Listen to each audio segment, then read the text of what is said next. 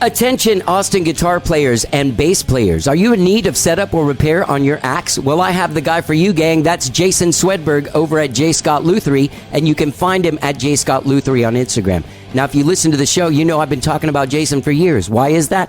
Because I've been taking my guitars to Jason for over 20 years. Not only does he do the best job, but he has the best prices and the fastest service in town.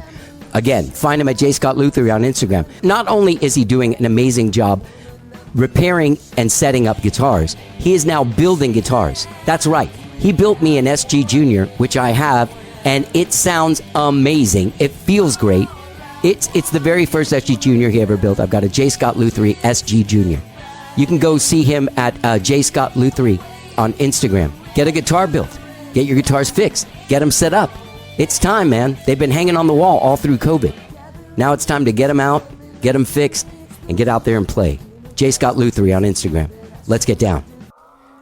Folks, are you tired of people telling you your band is too darn loud when you're just trying to practice in your house or garage? Well, if you live in Austin, I have the solution for you. That's Space Rehearsal and Recording. Space is a state-of-the-art affordable venue for rehearsal and recording, located just a few short miles south of downtown Austin. They have 31 spacious rooms, great PAs, fantastic courteous staff. They have everything you need to get your artistic business together at Space. Find them at 512-448-9518 or go to spaceatx.com and start playing as loud as you want in Space, Rehearsal, and Recording. Let's get down.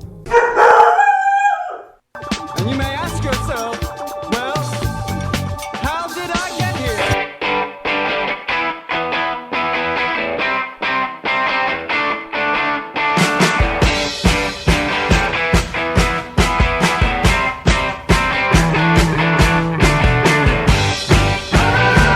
It's time for How Did I Get Here? And now here is your host, Nutty. All right. Hello, I'm Johnny. I'm your host, and welcome to the show.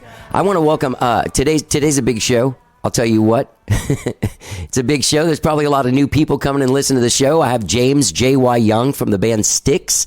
Yeah, that's right. From Styx. I got Styx on the show today. I bet there's a lot of people coming that are big Styx fans. It's the first time you're coming to the show. My name's Johnny Gowdy. I live in Austin, Texas. I'm a musician, and I started this show a decade ago. I don't know, this is episode 1081 or something, but I started this show a decade ago, and I talk to other musicians just kind of about being musicians. I've been a musician my whole life. Started my first band when I was 14, and I'm still in a band at 52 years old. So anyway, I started this show back then to get more in touch with people and reach out and kind of, I love hearing the stories of people's lives and their experiences and their journey as artists and as humans. It's very interesting to me, and I wanted to be a part of that. So this is How Did I Get Here? It's my podcast. And today I have James J.Y. Young on the show. How exciting is that, right? Oh my God. I hope you guys had a good weekend, whatever it is you did this weekend. I had a good weekend. I tested negative for COVID on Friday because I was positive before. Those of you just coming to the show, I had it for a couple weeks. I'll tell you more about that in a minute. But yeah, I tested negative, went to Houston, played a show with the band Skyrocket. It was fantastic. Great time. It was hot. It was outside. And the next day, I came back that night. And the next day spent the morning with my girlfriend doing very normal things. Like we hung out and went and had coffee at a place on a Sunday morning. And then we went to Home Depot and did some stuff there, looked at some plants there. And yeah, and then I ended up playing a show that night at Meanwhile Brewery. I played a solo show with my friend Nathan Harlan. It was great. It was really fun. I want to thank all the lovely people that came in from Houston to see the show. People came in from out of town, man. I'd slept like 4 hours and I was like, oh no, I gotta be good. There's always like that weird nervous thing that happens. Anyway, as I was saying, I did have COVID a couple weeks ago, and let me tell you how I ended up talking to James J.Y. Young, because it's pretty funny. So on May 18th, I got an email from a publicist that sends me bands sometimes. She said, hey, Styx has a new album out called Crash of the Crown. By the way, this record's fucking great. It's really, really good. And it is a Styx record. It is Like you put it on and you're like, holy shit, that's Styx. There's no mistaking it. Like when it starts off, you're like, is that Styx? Because that sounds a lot like Styx. And then boom, there's this a cappella thing where they do a Styx harmony right in your face, man. There it is. Boom, Styx. It's us. Anyway, so she reaches out to me back in May 18th, in fact, was our last correspondence. She reached out. She said, hey, Styx has this new album out. Would you be interested in interviewing any of the guys? And I really wanted to talk to Tommy or JY. It turns out JY is the only actual original member in the band at this point. That was in the start of Styx, because Tommy came in after Lady. Anyway, in case you didn't know that, there's probably Styx fans going like, we know, stupid. But hey, Styx fans, bear with me. I'm also talking to people that might not really be that familiar with Styx. And I love Styx. Anyway. So I'm like, yeah, man, I would love to talk to Tommy or JY. That was back in May. And she goes, all right, well, I'll put you in the list, in the loop, and I'll reach out to you when it happens. So a couple of weeks ago, it's a Monday. I feel terrible after a couple of gigs. My girlfriend had tested positive for COVID the week before. I'd been around her. I started feeling terrible. Then Tuesday morning, I lost my taste. Couldn't taste or smell. When I smelled my coffee, tasted my coffee, couldn't really taste it. I could tell something weird was going on. Took a test. I tested positive. I had to call my band because we had a gig that weekend. I had to get someone to sub for me. And I did, which was great. Fantastic. So on Tuesday evening, I get this email from the publicist that says like, hey man, sorry for the short notice, but would you be into interviewing James J.Y. Young tomorrow? And at this point, COVID had come on. And for me, my COVID experience was I lost my taste of sense and smell. My nose was kind of stopped up. But what was really happening to me was I felt like I was on acid. I felt like I was tripping. I was out of my mind. I would get up and cross the room and have these thoughts like, wow, when your legs move, you cross a room. Like I was really like that. So I get this email like, hey, sorry for the short notice, but can you interview James J.Y. Young from Styx tomorrow? I'm like, what? Oh my God. But you can't say no in this situation because it's not like, oh, okay, well, we'll book it whenever you can, little snowflake. You got to say yes. You got to man up. You got to be like, shit, I've got COVID. I can't think straight. But I'm going to talk to James J.Y. Young from Styx. Like you would do the same thing if you were me. So I said yes. And then the next day, something happened. He left his phone on the bus and didn't get, I talked to their tour manager. He's real nice. And Terry was his name. That guy's really nice, actually. And we ended up talking on the phone for a while. But anyway, so James, they postponed it to the next day. So I was still kind of out of my mind when I did this interview. And I did, like, I wanted to let him know, you know, like Styx. Okay, so my experience with Styx goes like this. I probably heard Lady on the radio, right? Probably. I don't know. I'm sure I did. But then Come Sail Away came out when I was like 8 or 9 or something. That song exploded my head, bro. Like that, like when that was my jam. I got the record, The Grand Illusion. I got into James J.Y. Young's song, Miss America at that age. Like that was my other favorite song on the record, which is really cool. Anyway, I talked to him about that too, because I also believe after listening to that song as an adult and kind of like going through the Styx catalog in preparation for this, maybe it was the COVID and hallucinations. But when you listen to Miss America, it sounds like the prototype of an Iron Maiden song.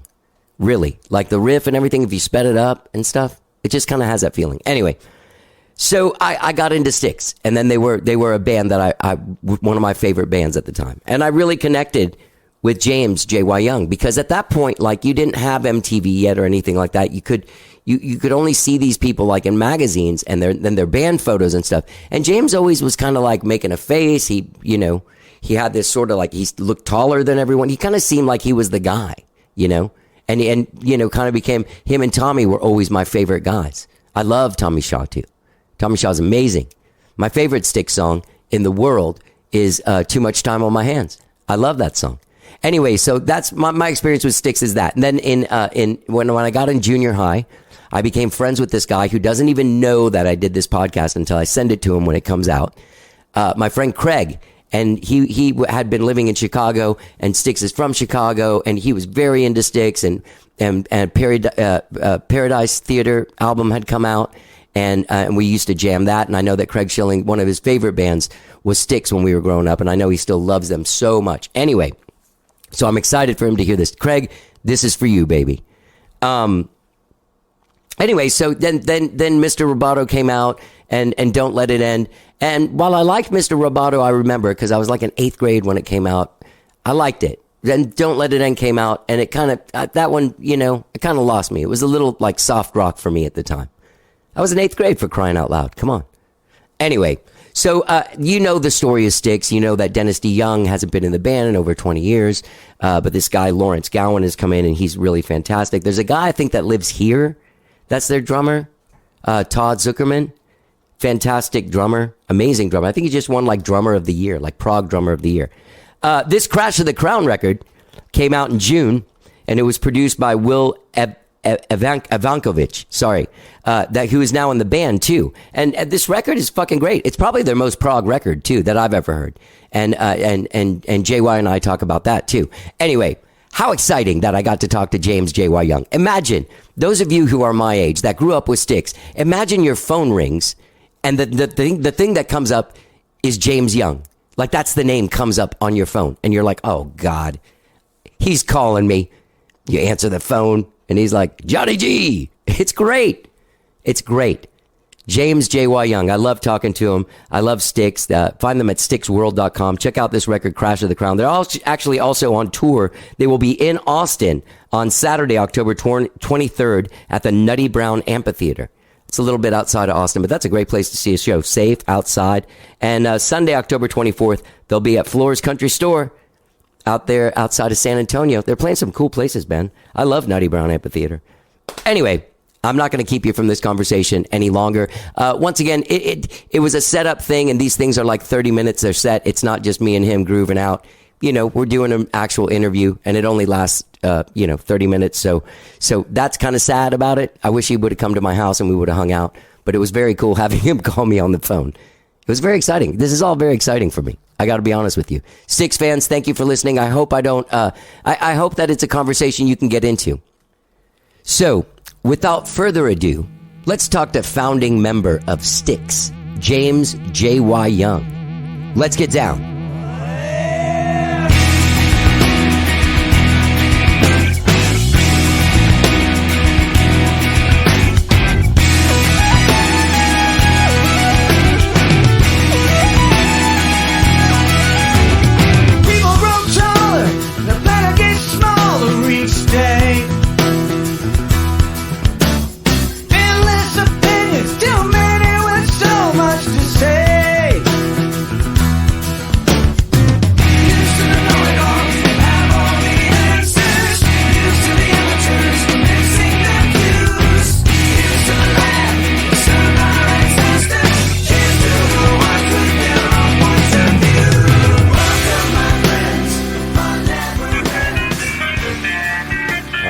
James Young. Hello. Johnny G. Yeah, hi James. How you doing? James Y here. I'm good. Good. Just did 30 minutes with another person, and now I'm going to talk to you. Great. How is the tour going so far? I would say, considering everything that's going on in the world with viral infections and this and that and the other thing, it's going pretty darn well. Yeah. I got to see some footage from some shows from a few days ago. I guess that's the blessing and the curse of nowadays, isn't it? Whatever you're doing goes up. There's a video camera wherever you go. Yeah, and you have somebody's got it in their wallet or their purse. Right, yeah. Exactly. Dude, let me ask you this, because I'm a musician as well, and I've been playing since I was 14 in the early 80s. And by the way, you've been a huge inspiration for me, and I'm a huge fan of yours. Not just the band, but of yours personally. I think you've always been like one of the coolest dudes in rock. Well, I heavily influenced by Jimi Hendrix, who I saw play 5 times, and I saw the Who play. I don't know if you've ever seen this Monterey Pop. Yeah. Festival where they smashed all their gear and stuff. Yeah. And I saw them 2 weeks later when I was 17 years old come to Chicago for the first time. And Townsend, he had a real hard time breaking that Stratocaster that night. But we were about 5 feet away from him. So, I mean, I saw the big guys that we sort of were heavily, I mean, Hendrix and the Who, I saw a teenager, and a lot of other people didn't even know it existed because it wasn't getting a lot of play on popular radio. There were sort of at the end of the dial, there was the real cutting edge rock station that was picking up on the Hendrix and the Who and things like that. But it was hard to find anything. It was mostly top 40 stuff and 50,000 watt clear channel top 40 stations blasting all over the country. But and come from a musical family. I had 2 older sisters, and my aunt was a church organist, and my dad couldn't read music well. Either can I, but he could hear a melody, he could play it, and I had that same gift that I inherited from him. Yeah, rock and roll, and my mother said, "Why don't you go take lessons from somebody else?" And because I did not take very many guitar lessons. The stuff was being invented, but wasn't being taught, and I don't know how you would teach it. But this guy was like a British guy that came over, late '60s. We're talking about, and he looked like he wore his Beatle boots. He had a Beatle haircut, even though he's playing jazz. And I think that was his way of meeting American young females. Right. But he would tell me stories about England and this and that. He talked about the Who, and he said, "Oh, James, are crazy bastards. You don't want to do anything like that." Huh? And I'm sitting there thinking, yes, I do. Well, sorry, Bill Davis, but if you're still alive. So, what's the guy's name? That's his name. So that's where your love of the Stratocaster comes from. Well, Hendrix definitely, absolutely. Because before that, it seemed like it was like you see Buck Owens and it's a bunch of rockabilly and this and that and the other thing, and then the Strat has got a beautiful sound for that kind of countrified, up tempo stuff. It's got its great sound, but Hendrix put distortion devices on and all kinds of other stuff, and the whammy bar was those guys would rarely use it, but he was on every song almost, and it just it was a time. I mean, everything change is the only constant in the world. Yeah, is the way I like to put it. Because whatever you think is rock solid, never going to change today. Wait a couple of years and you will be shocked. Yeah, particularly if you invested in stuff that you think is going to go to the moon, and maybe if it went to the moon, it's already gone to the moon already, and it's headed back down to Earth. Yeah, and you got to crash your bank account and everything else that you put into it. So, I'm go ahead. Sorry, I was going to say that like with all that you guys have been through as a band, success-wise and record-wise and everything, you must feel some sort of vindication to release a record in 2021, this record Crash of the Crown, which by the way is great, and have it debut at #1 on Billboard Rock Albums. Well, it's all those things kind of have some significance, but I really stopped paying attention to them a long time ago. It's like we create, and we do our best to do great things that please us, and that we know what our audience is. Not that we're going to bend to them. We're hoping they're going to open their brains a little bit more. We'll come at them from a slightly different angle, and as long as those recognizable harmony vocals are there, and I hear Tommy Shoy's voice on my voice, or in this case now Lawrence's voice. Right. They've gotten used to him. It's you have to sort of remain true to your roots on one level, but you have to sort of keep nudging that envelope out a little bit. Yeah. And I think Crash of the Crown is that. It's a lot more prog than anything we've done in a long time. Definitely. Yeah. And I'm not, we loved the band, yes. Had a chance to, I saw them early on in their original incarnation. We loved that first record they did, and and ultimately they wound up opening for us maybe about 5 years ago. And Chris Squire, the bass player, who I thought was one of the greatest bass players on the planet. Definitely.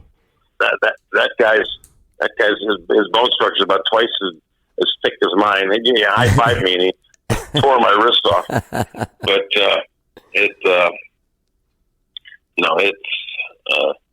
I don't know. Yeah, so it's all good. All good. Well, it's interesting to get to this record, and it does open up with like this sprawling piece of music that's not easy, so it puts it in that prog territory. But then as soon as it stops, that song, The Fight of Our Lives, it stops and you guys have that a cappella moment and you're like, oh, there's Styx. That's Styx. Like exactly Styx. Yeah. Yeah, it's amazing to have that sort of identifiable thing. And the other thing too, I was thinking about like with the timeline that you guys were on, and when people go through the ups and downs and the crests and troughs of this industry, you guys really stayed true to what your sound was. It's not like you guys ever went and wrote songs with like Diane Warren or anything. You know what I mean? Yeah, well, I mean, Diane Warren is great at writing hit singles, and a lot of people, have been launched to success. I mean, because someone can have a great voice, but if they don't have great original material to go with, then they're not going to distinguish themselves and have a career. And don't get me wrong, Diane Warren is a phenomenal songwriter, but we've never had to resort to that. Right. And we stick to what we do, and we may never have a top 10 hit single, but we're making great music and has a big audience. And I don't know, we'll talk for another, but I really have kind of achieved everything I set out to do as a young man when I picked up guitar at age 14. And I look back on it and I go, it's kind of hard to believe that we did all that. Yeah. But it was just kind of, there's a whole lot of needing to be at the right place at the right time with the right stuff. Yeah. Yeah. We were there. If we had been, like the band Kansas, we're dear friends with those guys. We did a lot of shows with them on the road, and they were from Topeka, Kansas, which is not. There's no major recording studios there. There's no record industry. Where Chicago had been the center of the jazz movement back, in the 30s, almost 100 years ago.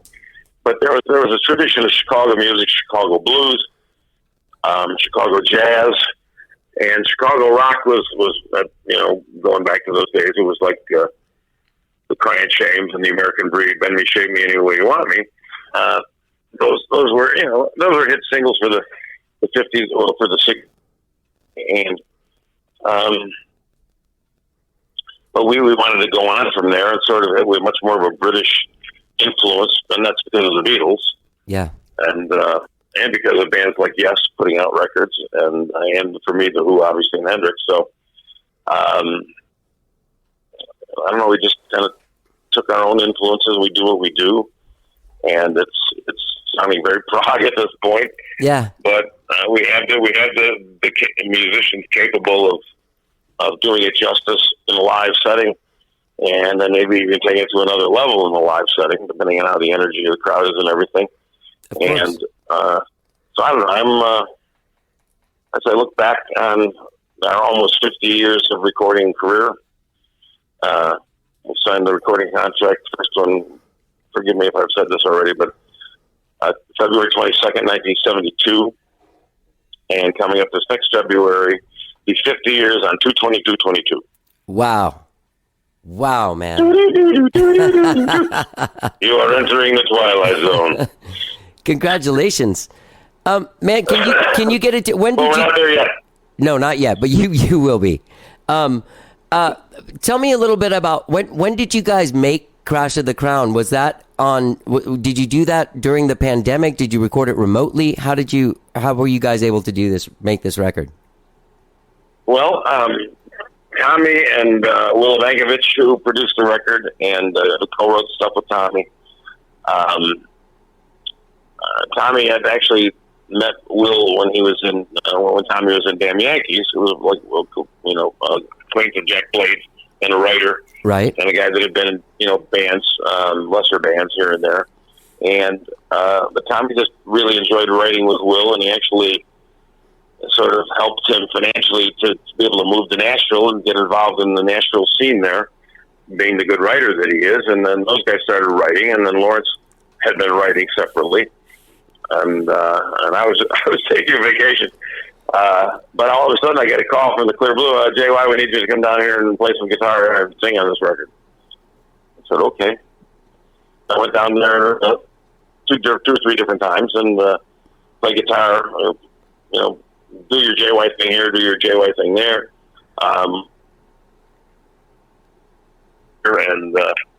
And what have you. And so it was really a Tommy Shaw has too much time on my hands. He's a guy that he doesn't like to sit still. Yeah. And so he's always going. He's got a motor that runs high. Yeah. Mine doesn't run nearly that high. On stage, yes, but off stage, no, thank you. But he's Tommy Shaw. He's a rock star. He's an amazing creative force. He's a great human being, and so he's the genesis of making this happen. And Will is at his side, and Lawrence came in, and Lawrence is also a force of nature, a superstar in Canada. Never quite got the context of Styx. He was making his mark, certainly in the American scene. And those three guys kind of, did the writing, and they decided JY's playing here, JY's playing there, and we need JY here, we need JY there, we need his voice here, we need his voice on the harmonies, because I've been part of the Styx harmonies from day one. So. Yeah. And those are just the sound of the Styx harmony is made up of just three voices, right? Maybe doubled or tripled or something. Well, typically on records you like to double the voices. It just kind of adds to the force of the whole thing. Right. But seeing you guys do that. Oh, sorry. Go ahead. You go ahead. Oh, what I was going to say is like seeing live stuff of you guys. It's just amazing because it's just three. Is it three or four of you singing on stage right now, like live, like last night? I think Will is singing parts of the harmonies, and I'm singing parts. And Tommy and Lawrence clearly are there. It's just so definable. Sometimes. I'm sorry, I talked over your question. Oh no, I'm sorry. It's just so definable that like when you hear it, it really focusing in on it. It was getting it to the point where I was getting like goosebumps from it, where I was like, wow, they sound like them, no matter what they do, and your voices have all held up, throughout time. Well, my voice, I think, is a unique, because I don't really have a sweet voice. I just have a really strong voice. And then Tommy's got a certain sweetness to his voice, and Lawrence has got like this high, really high. So, a lot of the bands, like even Three Dog Night, going back to the and the Beatles. Yeah. Sometimes you wind up in a range where you have a female singing, but you got a man singing up there. Right. And Lawrence has got that kind of high voice that most men don't have, and so he is great on those. And I've just got a forceful upper mid range in my voice, but I can also do the real low stuff. And so it is what it is. And like any sports team, you look at the talent of your personnel and you try and mix that into a potion that's going to really work, and it takes a lot of experimentation. Sometimes you lay down the tracks and go, that sucks. Yeah. That could be a lot better, or whatever. And I could sing that better, or you should sing that part, and I should sing the other part, kind of a thing. But that's the beauty in the studio. You can use with multi-track recording, like what it was back in the in the 50s and 60s. We're able to, sort of play games with it and move things around and try different things. So it's not, that sound is the sound of my voice. My voice has always been there. Yeah. And Tommy's voice has almost always been there. Yeah. And Lawrence is perfect because what John Strelewski brought with the really high voice, he sang the high part on Lady I was the middle part, and Dennis was on the melody a little bit lower, but we're all men singing strong.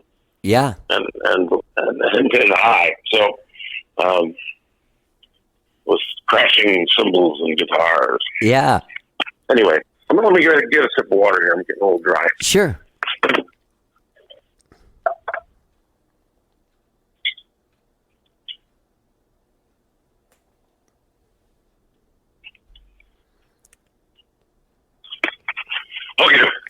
Okay, so there was something that was happening last night. I was listening to Miss America, and then I saw a live version on YouTube. And I'm going to ask, have you ever thought that song might have been the prototype for Iron Maiden? Because like the riff of that song predates Iron Maiden, and Iron Maiden sounds like that riff sped up. I haven't spent a lot of time listening to Iron Maiden. I don't know if I have either, but that's like when I was listening to it, I was like, oh wow, this really has like this sort of the gallop and the, like all sort of the characteristics of what Iron Maiden defined their sort of guitar thing on. And I was like, wow, I think this is like kind of the first song that ever really sounded like this.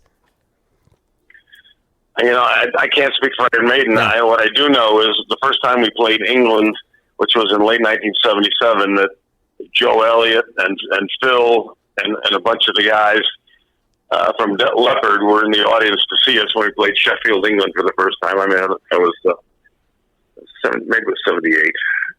And they were all in the audience. So when we finally worked with those guys, and of course they've overshadowed us in terms of how many records they've sold and whatever. And they've stayed a little more true to where they were, whereas we've changed lineups a bit. Yeah. But and I think Leopard was definitely influenced by us. Yeah, definitely. I don't know them well enough to really make a judgment about it. So I might have been the first guy that ever said that to you. Yeah. Well, good. Well, I mean, I love heavy metal. That's always my favorite song. I mean, unless it gets us really, but just the power of metallic sounding guitars with thundering bass and thundering drums and the big voices. That's something that gets my attention. Yeah. So I mean, so I kind of lifted, that and put it in the context of what we were doing back in the late '60s. Sorry, signed the recording contract in '72. So in the '70s, right. And maybe it wasn't a complete thought, but I think you know what I was driving at. Yeah. Okay, so I want to ask you this: for a guy that's been on tour for almost 50 years, what was that like when everything stopped for you, like in 2020? How did you deal with it? Well, it was, I guess I'm enough of a historian to know that nothing goes on forever, and there's always something that comes out of left field or from behind you that you don't foresee.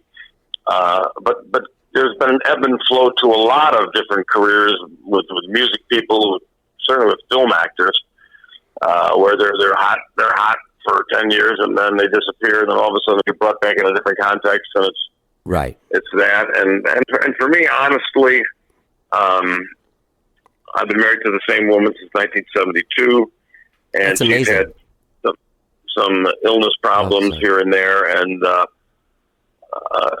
she had a stroke actually now about 12, 15 years ago, and so it was always difficult for me to leave her side to go do this, but she encouraged me to go, and she's recovered pretty well from it. That's good. Probably never have any use of her right arm. She was a righty, but she's adapted to being lefty, and she was as highly motivated as I am. She was she hated going downtown to work, and I just said, you don't have to go to work. Just stay here and be beautiful for me, and take care of me. And she, I have no sense of what to wear in wardrobe and shit like that. I kind of learned from her, but she's responsible for all the way I look, the way I dress, because she has a great sense of that. Yeah. She has a great sense of a lot of things that I'm lacking as a man. My grandfather started a business when he came to the United States from Sweden back in way back when, and my dad and two brothers took it over, and I was in line to take that up on. So I worked in the family business for a little while, but I really wanted to do this, and I was successful with this. That was kind of family business, was kind of the fallback position. But my better half of my skills are related to playing music and knowing how business and finance operate, which most musicians don't know. Right. And a lot of my college graduates took their engineering degree and became lawyers.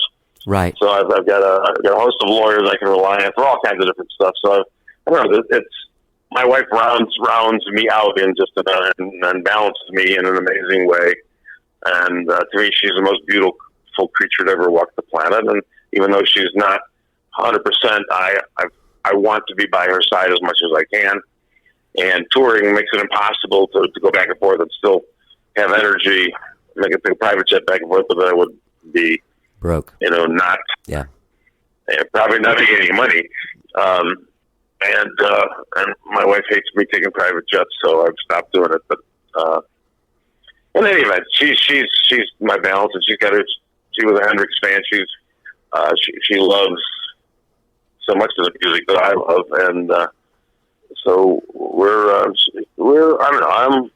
I'm a happy guy and love doing what I do, and my better half is there. And I don't know how I got on that tangent, but I don't know, but that's really touching, JY, to know that probably throughout this whole craziness since 1972, you've had some kind of grounding where you've always been able to know who you are.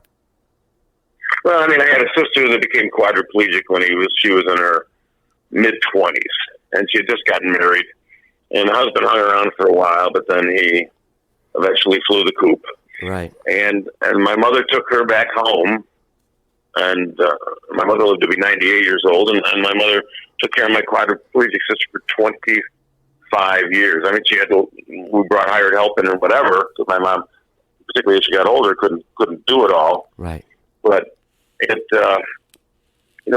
that's the example that was set for me and my family. So when my better half, when she had a stroke now about 13 years ago, and lost the use of her right arm, and she was a righty, but we've adapted. And so I just like to be there, let her see that I'm strong and alive and there. And I want her, who is, she's really been my rock throughout this whole thing. Yeah. She's, I'll walk out the front door. She goes, "You're not wearing that, are you?" I said, "Okay, I'll go back and change."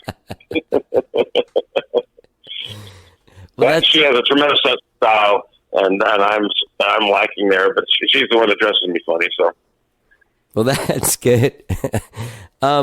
You guys are out for a while. Speaking of like not wanting to be gone for too long from her side, you guys are, and I noticed that a lot of these dates are rescheduled. Even some of them even twice. I think the show that you're doing here at Nutty Brown has been rescheduled twice because of the pandemic and all the things that are going on. You guys are out on the road for a while, but you're feeling good. You sound great on those videos I saw. Well, we've got a couple weeks. We've been sort of going strong here for the last 6-8 weeks, and now we've got about a 2-week break coming up. We have one show in the middle of it, but it's in the Chicago area, so it'll be easy for me.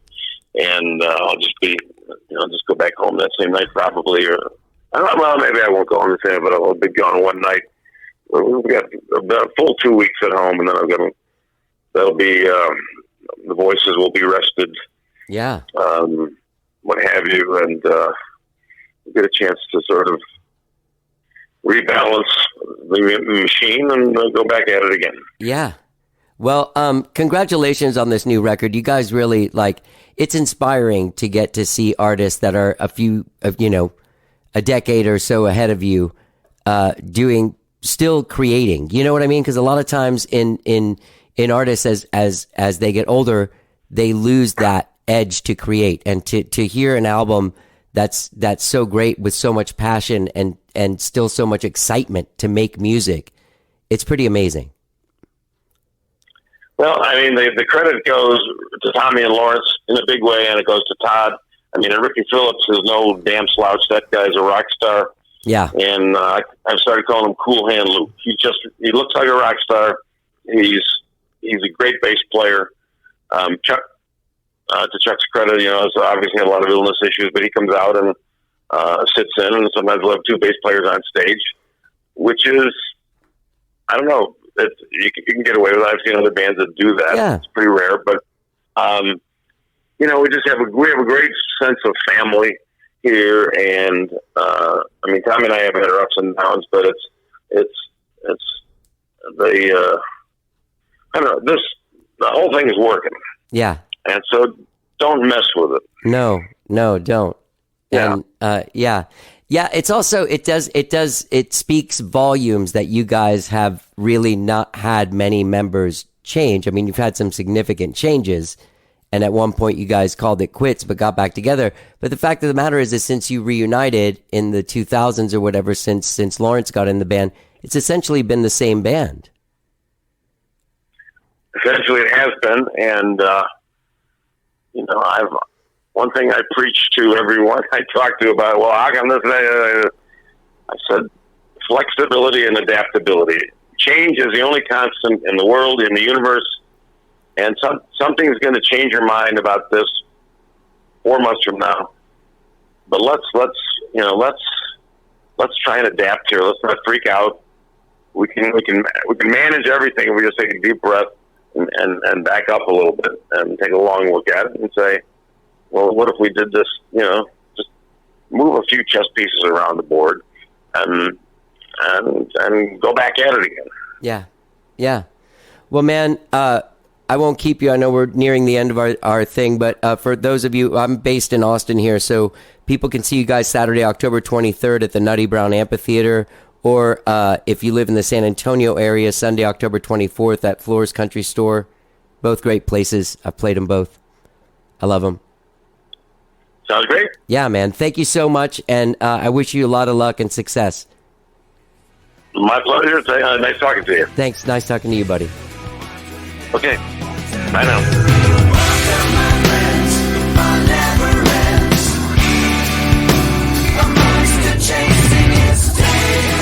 James J.Y. Young from Styx. How cool was that? That was awesome. Check out their record, Crash of the Crown, out now. Fantastic fucking record. Fantastic record. Their most prog record yet. Super Styx sounding. They hit it. They hit the nail on the head. If you live in Austin, see them on Saturday, October 23rd at Nutty Amphitheater. And if you live in San Antonio, Sunday, October 24th at Floore's Country Store. If you live somewhere else, go to StyxWorld.com. Their tour dates are on there. Their stuff is all on there. And I really had a great time talking to JY. That was really exciting. Very exciting. Those of you that are new to the show, I put out like 2 or 3 shows a week. You can go through our archives by going to howdidigethere.podbean.com. And you can scroll down the right-hand column through months and years from the last decade. All of the interviews I've done, you can find us on Spotify, Apple Podcasts, all kinds of places. Thank you so much for listening to the show. It means a lot. Means a lot. Hope you guys have a great, great week, whatever it is you're doing. I want to thank James J.Y. Young for coming on the show again. Styx, baby. Get their album, Crash of the Crown. Go see if they're coming to a town near you at StyxWorld.com. Craig Schilling, if you listen to this to the end of it, I love you, man. You're one of my best friends in the whole world. And I talked to James J.Y. Young on the phone. Call me. I'll tell you all about it. All right. Love you guys. Thank you for listening to the show. Have a great week. Let's get down.